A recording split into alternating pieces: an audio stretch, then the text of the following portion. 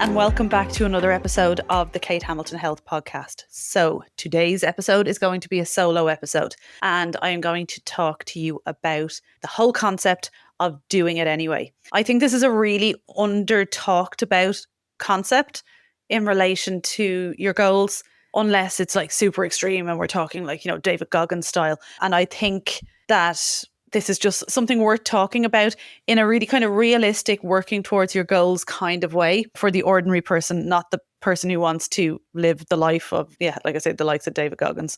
But one thing to think about is how come some people can reach their goals with what seems like ease, and then for others, their goals always seem to remain goals. Because I think the thing to realize is that reaching a goal is never easy, and it's just that some people make it look easy. So the question is, what have they got that others don't? This is where a fixed mindset can be so tempting. To think things like, I'm not like them, it's easy for them, not for me. But the truth is that any of us can achieve what we set out to do if we follow these 4 steps. Number 1, be clear on your goal and write it down. And make sure that that goal is your goal. Number 2, dig deep so that you can actually feel it. So having a goal in theory isn't enough. You need to really, like when you think about this goal, it like rises emotion and excitement, even a little bit of fear, that's fine. But it ignites emotion inside you. That's really, really important. So dig deep for that. And that's why writing it down and getting into it in detail is so important. Number 3 then is break it down into actionable steps. And we can kind of trip up here with the actionable steps because we take on too much. We're like, oh yes, I need to throw all the junk food out of my house. I need to run for an hour every single day, and I need to get 5 gym sessions in. And we start putting all this like crazy restriction and over exercising and all these big plans in place, and it's not sustainable. So with your actionable steps, you want to break them down so they're super actionable, basically.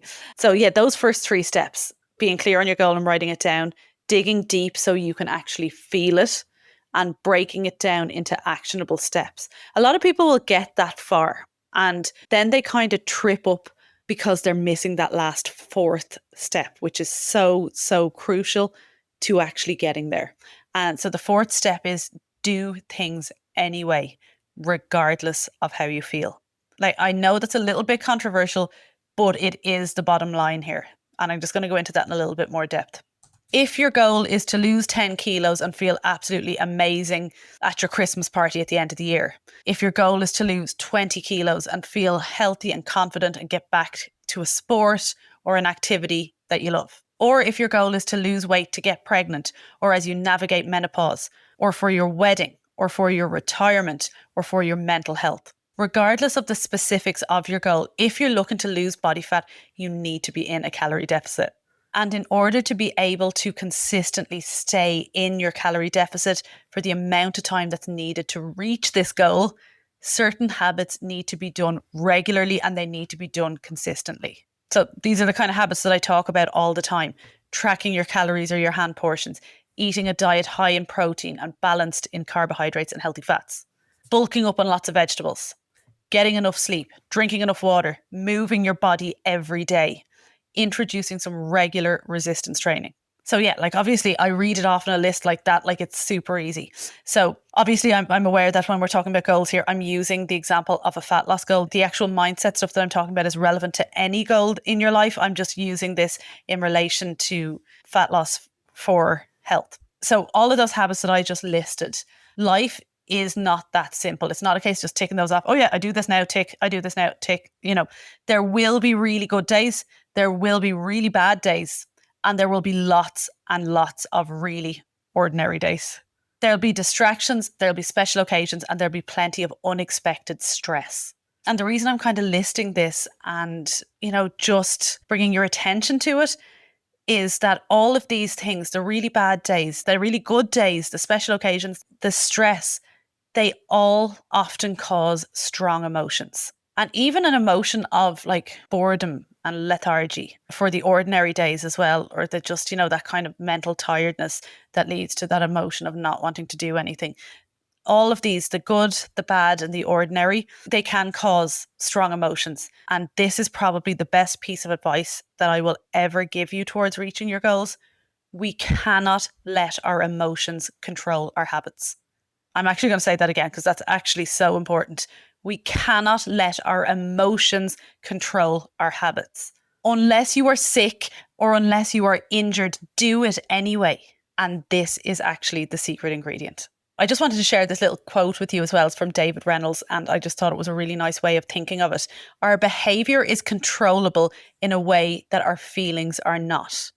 The more control we develop over our actions, the more chance we have of producing a self that we can be proud of. So that doesn't mean that we always need to push, push, push, push. And it doesn't mean that we need to control our emotions. It's okay to feel the way we feel, but we have to separate the emotions and the actions. And that's the crucial part here. So we don't need to do everything, but we also don't need to do nothing. So going back to, what that part with the actionable steps, perfectionism is the most dangerous type of procrastination. As I was saying there a minute ago, your emotions are valid. So do feel your emotions. Don't try and suppress them. Feel them. Cry if you need to cry. Get angry if you need to get angry. Jump for joy and scream in delight if you need to do that. Dance if you feel like dancing. Feel your emotions. We're not trying to suppress them in any way. Reflect on them, positive or negative, reflect on them and release them.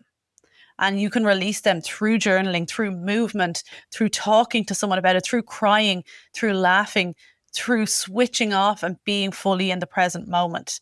But do not let them control you. You might be hearing this for the first time and you'd be like, holy shit, I am controlled by my emotions. So please don't feel bad. It is extremely common. We're all controlled by our emotions at times. Okay, look, we're human. They're not going to suddenly hear this and be like, right, that's it, I'm changed forever.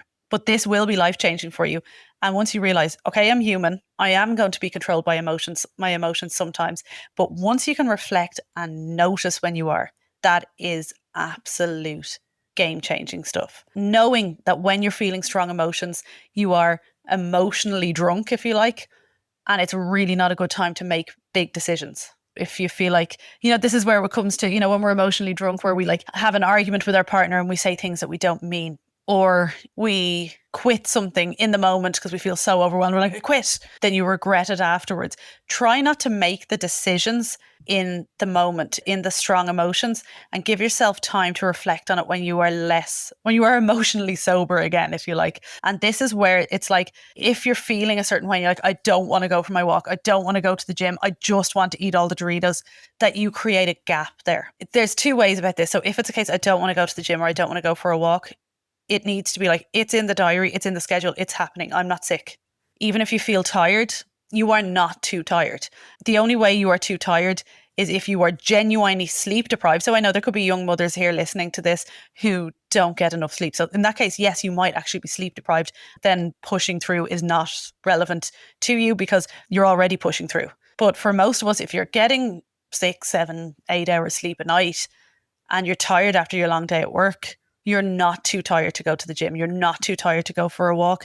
You think you're too tired. And the reason why I know this, and that might really annoy some people to hear that, but I've seen it time and time again with clients. It's like, if we use that 5-minute rule, 5-minute action, and I used this for years when I was still teaching, and I'd go to the gym at 7 p.m. and I never wanted to go. I was always rushing, getting the dinner cooked for the kids and to get out the door for my class. And I was exhausted and I'd often be like, oh no, I won't bother. And I genuinely felt physically wrecked. I'll go for 5 minutes and I'll do the warm up. If I feel still wrecked after those 5 minutes, I'll leave. Never once did I leave, because as soon as I got moving and I switched off my brain just into the present moment, I felt so much better. It's the same with a walk. So when it comes to feeling those strong emotions and wanting to cancel your gym class or not go to the gym or not go out for your walk, don't. Just go for 5 minutes. Use that 5-minute action. Okay. If it's a case that those strong emotions are bringing up, fuck it, I don't care about my calories. I just want to eat everything inside. I want to eat all the cookies. I want to eat all the Doritos. That's where you're going to create a gap. Okay. So you want to create a gap for at least 30 minutes to give yourself time to not be emotionally drunk anymore. Get yourself out of the situation and not do anything too heavy. It's not particularly a great time for journaling. It's probably more a case, go for a shower, blow dry your hair, do your makeup, go paint your nails, take a bath, go for a walk. go to the gym. That can be a good time to slot in your exercise actually. And that's how you will move forward with it. But it's really about recognizing the emotion and separating it from the action. And it is life changing. Do not let your emotions control you. Another thing then to think about is always start the day asking yourself, what am I doing today that will move me towards my goals? Like, this is a really great way to think. So after you've spent time, like, there's a lot of people just have, I need to lose a bit of weight. Oh, I just want to, I want to lose 4 stone, or I want to be a size 10, or, whatever the goal is. I want to be 11 stone. I want, whatever your goal is. It's too generic. This is why putting pen to paper on your goals is so important. Why is this your goal? Why do you want it? What does this mean for you? When you bring that goal to life, you can make it the focus of every single day. As in, the first thing you do in the morning is look yourself in the eye in the mirror when you're brushing your teeth and be like, what am I doing today that will move me towards my goals? It doesn't have to be big. And it's really, really important to remember that slow and steady wins the race. And we are talking about those small habits. And we're not even talking about all those habits at once. It might be, I'm going for a walk on my lunch today. And that might be all you're able for that day. And that's okay, because you have thought about your goal. You have put you first, and you're doing it because you want to. And then over time, what will happen is you'll build momentum and you'll start adding in more things. But it's really important to start off slow and steady. And it can be so tempting to have that all or nothing mindset, particularly in the beginning. And when you start your day with that thought of, what am I doing today that will move me towards my goals? Like, you can use that in every decision you make throughout the day. Like, is this bringing me closer to my goal? Yes, it's a no-brainer. No, do I have to do it? If the answer is no, then don't do it. So this can be a really great way to, should I spend time with this person? Should I go here? Should I go there? And I know there's some adult responsibilities where, we've got kids, we've got jobs, we've got things that have to be done. I understand that. But the other stuff that we fill the rest of our day with, is this moving me towards my goals? Sometimes that'll be going out to the gym at 7 or 8 p.m. because you haven't had a chance to get any movement in, or getting out for even like a 9 p.m. walk if you've been sitting all day in front of the desk, or you've been in the car all day. That might be that. But sometimes it might actually be getting into bed and reading a book. It might be going for a bath. It might be watching a little bit of Netflix for a while. If you've had a really stressful day, you've got loads of movement in, and you're like, I need to switch off so I get a good night's sleep. And I think one episode of whatever it is that you're watching is going to do that for me, then that's something that you should do. But it's important to really look at your habits and be like, is this something that I really want to do that's going to move me towards my goals? Or is it something I'm just kind of doing automatically? And when you become really, really intentional like that, it's amazing. Such an empowering feeling. And I'll just finish on this thought. You have the power to take action regardless of how you feel. You really do have that power. So just remember that, and do not be controlled by your emotions. If you've made it to the end of this episode, thank you so much for listening. As always, I'm always aware that with my solo episodes, I'm rambling a little bit and my thoughts can sometimes be a little bit scrambled, but I always hope that I try and kind of veer it towards a conclusion in the end. This is a short and snappy one, but I think there's lots of value for you to take from this. As always, if you have enjoyed this episode, please do share it with your friends, share it on your stories, tag me if you do share it on your stories, and please do make sure that you are subscribed to the podcast. It really does make a difference in growing the podcast, in helping more people. And I just want to thank you so much for listening. I really, really do appreciate you so much.